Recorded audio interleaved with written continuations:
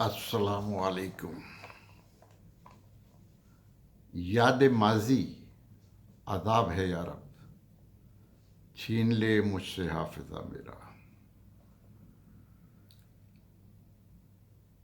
ایک تھا زمانہ جو گزر گیا، جب چھٹی کے روز مرد حضرات لمبی تانے نحوست پھیلاتے رہتے تھے۔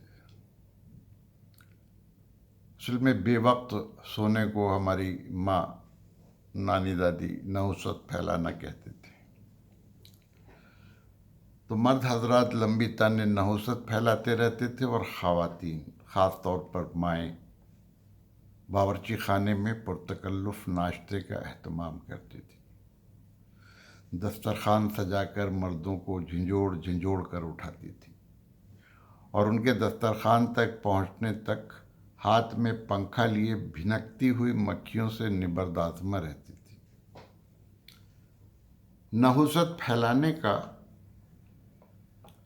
وہ دور مردوں کے حافظے میں ایک بھولے بسرے خواب کی طرح باقی رہ گیا ہے۔ اب تو چھٹی کے دن مرد حضرات الصباح اٹھ کر نہا دھو کر ہوٹلوں کا رخ کرتے ہیں،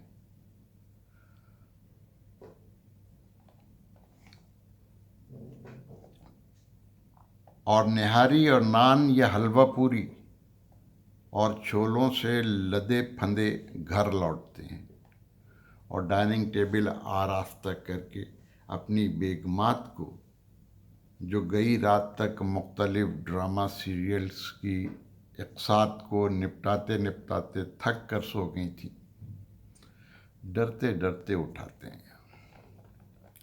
بیگم کے ڈائننگ ٹیبل پر پہنچنے پر ناشتہ شروع ہوتا ہے، اور اب بیگم شوہر کی طرف پوری پر پوری اور نان کے بعد نان بڑھاتی جاتی ہے۔ شوہر مزے لے لے کر تعریف کر کر کے کھاتا جاتا ہے، اور بیگم اس طرح خوشی کا اظہار کرتی ہیں جیسے اس ذائقے کی تخلیق میں ان کی اپنی ہنرمندی اور محنت کا دخل ہو۔ اس زود خوری کے نتیجے میں شوہر معدے کی گرانی کی شکایت کرتا ہے، تو دوپہر کا کھانا نہ کھانے کا مشورہ ملتا ہے، اور اس طرح دوپہر کا کھانا پکانے کی زحمت سے جان بچ جاتی ہے۔ اب رہا رات کا کھانا، تو وہ بچوں کے نام سے کسی فاسٹ فوڈ ریسٹورنٹ میں ہو جاتا ہے، اور چھٹی کا دن بڑے آرام اور سکون سے گزر جاتا ہے بیگمات کا۔ اچھا، اب ایسا بھی نہیں ہے کہ ہر چھٹی کے روز ناشتہ ہوٹل ہی سے آئے۔ کبھی کبھار شوہر کو نوید ملتی ہے کہ آج ناشتے میں گرما گرم پراٹھے پروسے جائیں گے۔ جب پرتدار خستہ پراٹھا شوہر کے سامنے پہنچتا ہے تو شوہر اپنی بیگم کے سلیقے و مہارت پر اش اش کر اٹھتا ہے، اس احتمال سے کہ کہیں پرتدار خستہ پراٹھا ذرا سی ٹھیس سے بکھر نہ جائے۔ ان کی بیگم نے پراٹھے کے ایک کنارے سے دوسرے کنارے تک اپنا ایک بال پرویا ہوتا ہے۔ بڑی احتیاط سے وہ بال نکالا جاتا ہے، بیگم کو آواز دی جاتی ہے، ان کے حسین بالوں کے بیجا استعمال پر دکھ کا اظہار کیا جاتا ہے، اور اپنی فطری کفایت شعاری کے زیر اثر بال لوٹاتے ہوئے تلقین کی جاتی ہے کہ آئندہ بھی یہی بال پراٹھے کی بندش کے لیے استعمال کیا جائے، تاکہ اس کی پوری قدر حاصل ہو سکے۔ مگر پہلے تو خاتون خانہ اس کو اپنا بال ماننے سے ہی انکار کر دیتی ہیں، مگر جب شوہر اپنے سر کی طرف توجہ دلا کر کہتا ہے کہ اس کی قسمت میں بال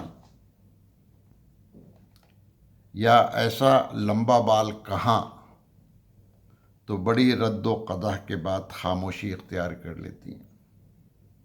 مگر جو خواتین ایک تقریب میں پہنا ہوا جوڑا دوسری تقریب میں پہننا گوارا نہیں کرتی، وہ استعمال شدہ بال کو کیسے دوبارہ استعمال کرنے پر راضی ہو سکتی ہیں؟ نتیجتاً ایک قیمتی بال خاکدان کی نظر ہو جاتا ہے۔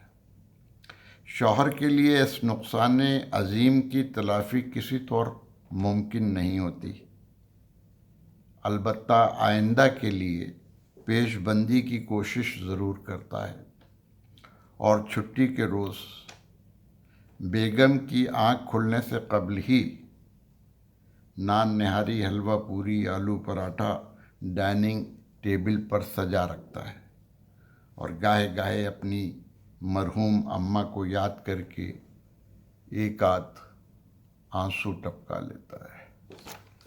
چلیے پھر بات ہو گیا، آپ کی کچھ تھوڑا سا طویل ہو گیا، معذرت۔